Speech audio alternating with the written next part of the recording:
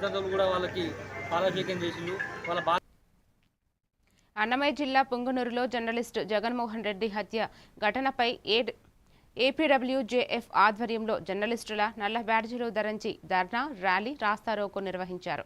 నిందితులను కఠినంగా శిక్షించాలని, జర్నలిస్టుల రక్షణకు ప్రత్యేక చట్టం తీసుకురావాలని వారు డిమాండ్ చేశారు. అలాగే మృతుడి కుటుంబానికి 20 లక్షలు ఎక్స్గ్రేషియా ఇవ్వాలని కోరుతూ పోలీస్ స్టేషన్లో వినతి పత్రం సమర్పించారు. ఈ నిరసన కార్యక్రమానికి పలు ప్రజా సంఘాలు మద్దతు తెలిపాయి.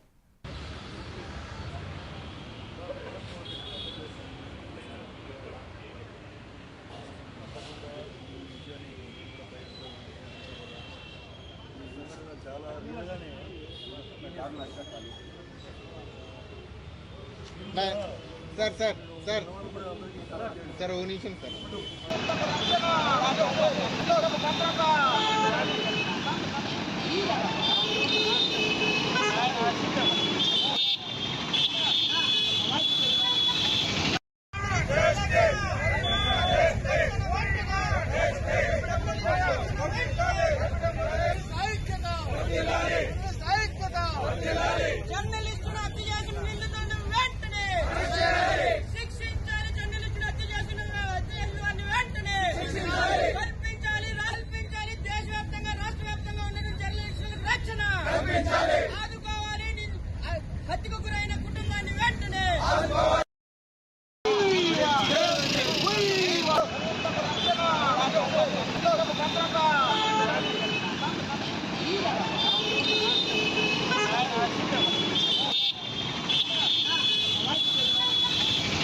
చాలా చీకటి రోజు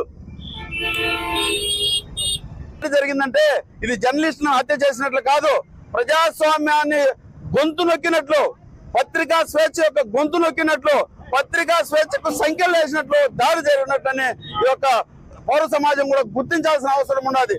ప్రభుత్వం వెంటనే స్పందించాలి.